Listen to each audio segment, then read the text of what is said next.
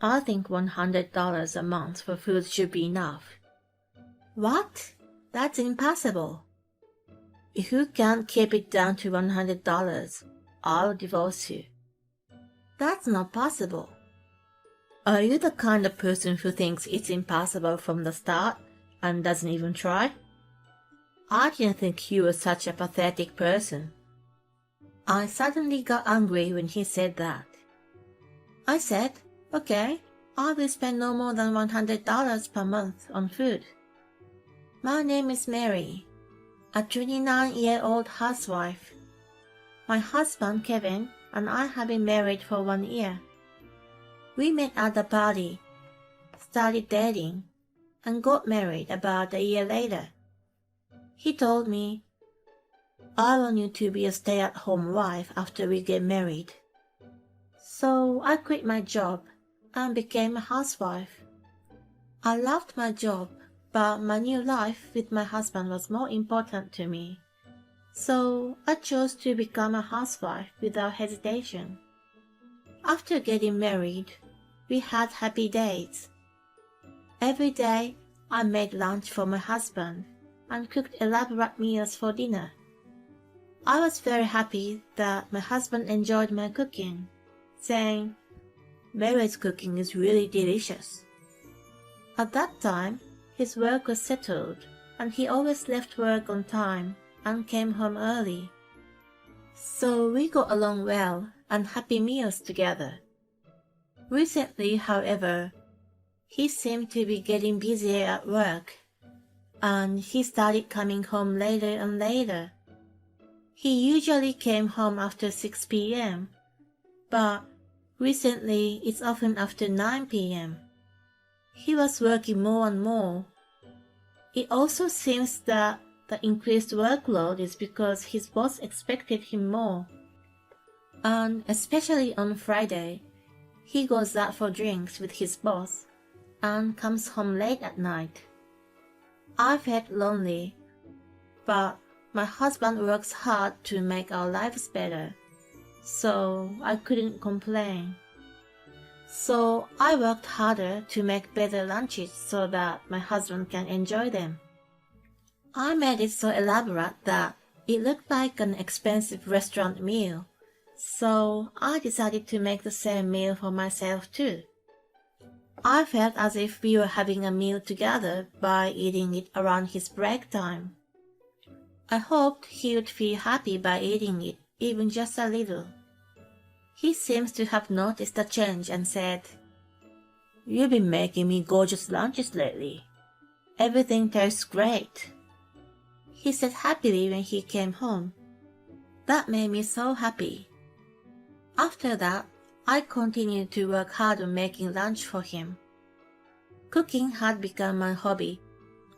I took photos of our lunchbox every day and posted them on SNS.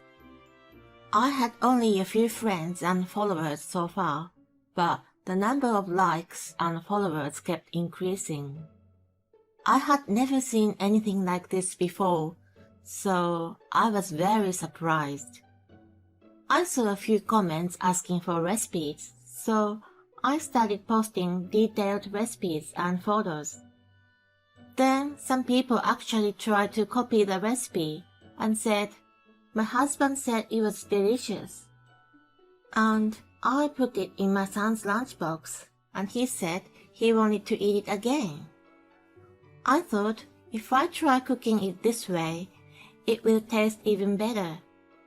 Or maybe using less of this spice would bring out the sweetness of the ingredients. As I continued to cook with these thoughts in mind, I created quite a few recipes. I never thought I would have a new hobby at my age. My husband was as busy as ever with work, working overtime or on holidays, so he was home less and less. But when I was alone, I studied nutrition and became a certified nutritionist, so I was not as lonely as thought I would be. Time passed by so quickly, and 2 years had passed since I got married to my husband. I thought it was time to have a baby and talk to him about it. But he just said, "Well, maybe." My husband's reaction was surprising because I remember talking about how we wanted 2 children before we got married. Does he think he wants kids but it's just not the right time yet? Or did his thought change? I was a little sad because I felt like we weren't communicating well with each other as a couple. I feel like my husband is not as interested in me as he used to be. Even when I want to make love with him, he says, "Sorry, I'm tired." He stopped talking about the lunches I made. I wondered if we got weary of married life and began to feel lonely. Then, one day, he made a surprising comment. "Mary, don't you always make too elaborate lunches?" "What?"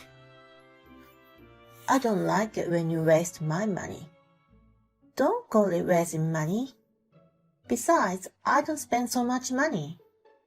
I use reasonably priced ingredients and make yummy lunches." "That's impossible. You'd have to spend a lot of money to make lunches that look and taste that good." "No, that's not true. Just a little ingenuity and preparation can make a big difference in taste." "Don't lie. You always take photos of the lunches you make and post them on SNS, don't you?" "What? I didn't think my husband knew that, but he didn't seem to have seen everything." "Stop thinking about making it look gorgeous on SNS. It's embarrassing that my wife spends all the money to get lots of likes. I can't allow my earnings to be used to satisfy your need for approval." "Why do you say that? I don't use SNS for that. At first, I was just uploading photos because I thought they looked good.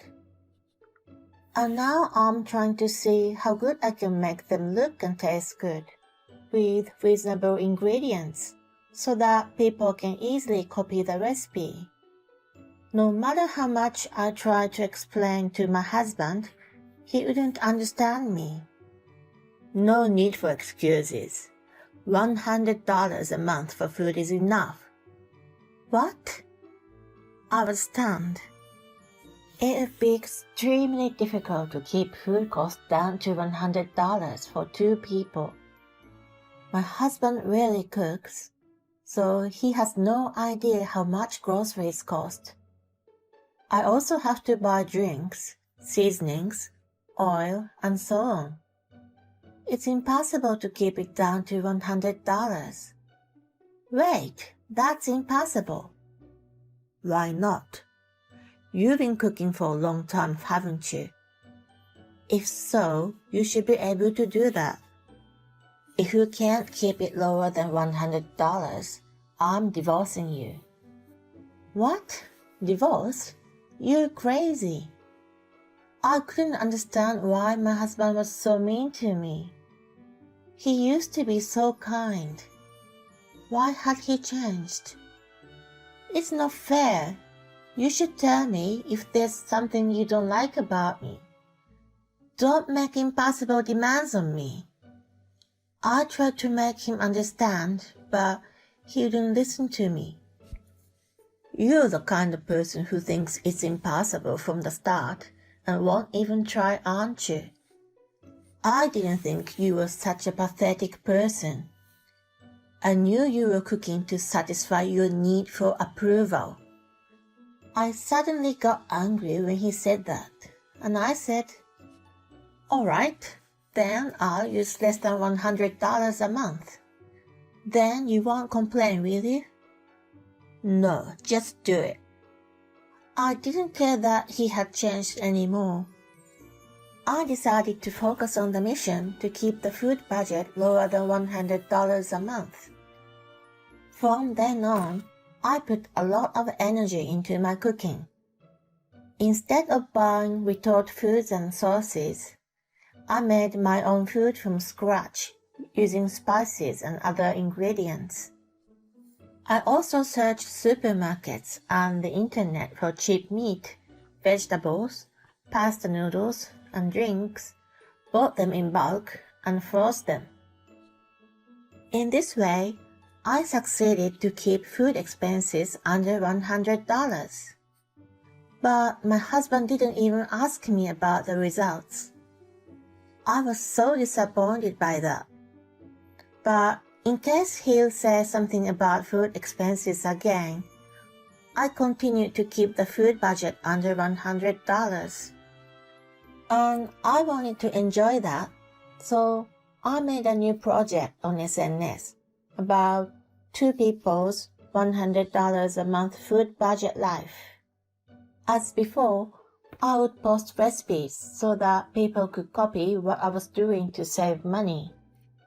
I saw comments that people wanted to see a video of the cooking, so I started uploading videos of a brief summary of the cooking process on SNS.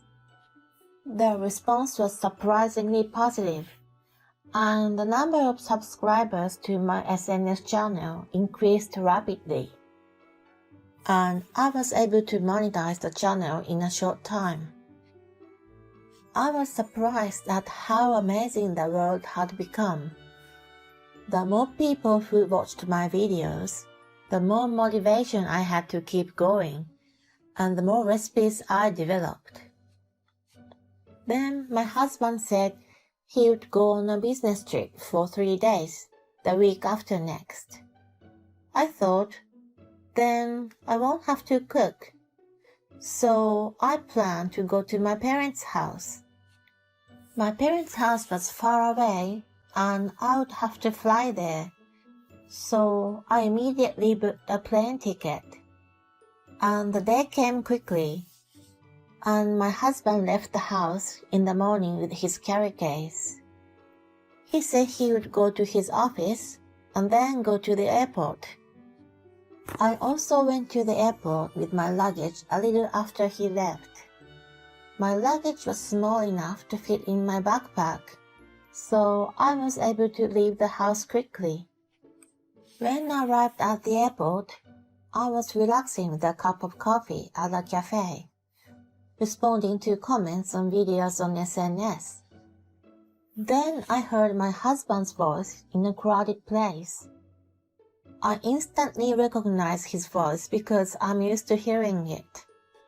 I looked toward the voice and saw him walking in front of the cafe. I was about to call him when I spotted a strange woman walking beside him, and she was holding his arm as if they were intimate. I couldn't take my eyes off them. That was definitely my husband. Was he having an affair? Was it a lie that he was on a business trip? I couldn't believe what was happening and froze there for a while. The time for my flight had come, so I went back to my parents' house with a blurred feeling. My parents greeted me warmly, but they noticed my sad face and asked me what's happened. They were so angry with my husband and said, "What a bastard." After that, I felt better and enjoyed staying there. My mother's cooking was delicious, and I fondly remembered how I had tried my best to cook like her when I first started living on my own. After relaxing there, I returned home and immediately requested a detective agency to investigate my husband. It was good. I had lots of advertising income. A few weeks later, they found out that my husband was having an affair. The woman was apparently a junior colleague at work, and apparently their relationship had been going on for about 6 months. It was around the time when my husband started working overtime and started working on weekends. Did he tell me to save money on food because he was spending too much money on the woman?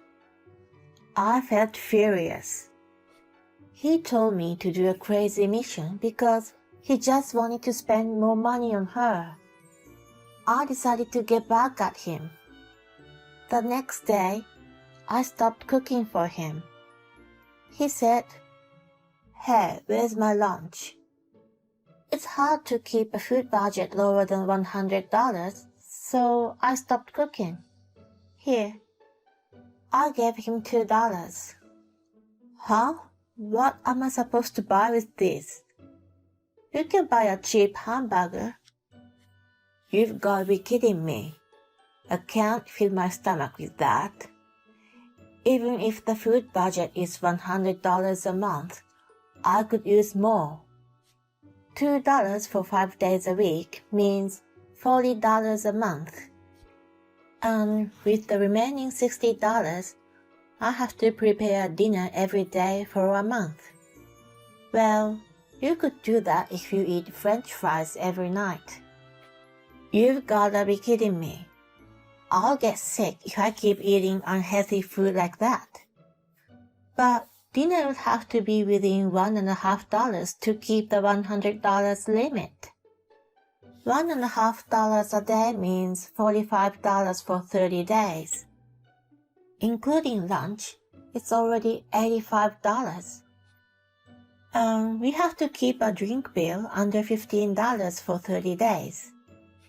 My husband finally seemed to understand how difficult it was to keep the food budget within $100. Wait a minute. So all the lunches and dinners you've been making have cost over $100 a month? No, I kept it within $100 because I tried really hard. So why don't you just continue to do that? I don't want to. You won't be my husband anymore. That's why I told you how to keep your food expenses under $100 without me. What? What do you mean? I showed him divorce papers. Divorce? Why all of a sudden? I've been preparing for it ever since I found out you were having an affair. When I said this, my husband's face turned pale. What do you mean by affair? Don't act innocent. I showed him the photos which proved the affair and said I had an investigation done and got proof. Now you can't lie to me, so I demand divorce and consolation money from you. My husband was stunned with his mouth open. But then he said, I may have had an affair, but you would be in trouble if we get divorced, wouldn't you? You're a housewife, and if you suddenly become single, you wouldn't be able to get enough money to live, would you? Your parents' house is very far too. It would be better to forgive me for once and stay married. I'm appalled and said, actually, I'm making a pretty good income right now. What? I'm getting all kinds of business from social networking sites. I've been getting a lot of ad revenue from my videos, and I'm also publishing a book of a money-saving recipe. A recipe book? You're publishing a book? To be honest, I'm making more money than you right now. So, it'll be no problem for me to get divorced. Oh. My husband seemed shocked by the fact that his income is less than a full-time housewife whom he had looked down. He nodded and couldn't talk anymore. Anyway, fill in the divorce papers. Then, I left the house with the luggage I had packed beforehand. After that, I communicated with my husband through an attorney and got divorced. My husband and the adulterous partner also paid me consolation money. As for this affair, my husband and I had a mutual acquaintance at his workplace, so it quickly spread throughout the company. Apparently, my ex-husband is being looked at quite coldly, saying that he's a scumbag for betraying his wife who made him elaborate lunches every day. The adulterous partner couldn't bear the situation and quit the company. My ex-husband is having a hard time because he has to pay consolation money and pay tribute to the adulterous partner, so he can't quit his job and is working really hard in an uncomfortable atmosphere. I, on the other hand, have moved into a nice room with a system kitchen and can cook very comfortably. My recipe book has been successfully published and sales are going well. I would like to continue to cook a variety of dishes and enjoy my life. It is honestly too much to ask to keep the food cost for 2 people lower than $100 a month. And the reason why he asked for that is that he wanted money to buy things for his adulterous partner, which is just too much junk. But thanks to such a scumbag husband, he got into cooking and even published a book. So it was good in the end.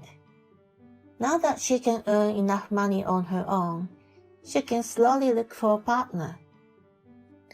Thank you for watching. Please subscribe to our channel if you like. See you in the next video.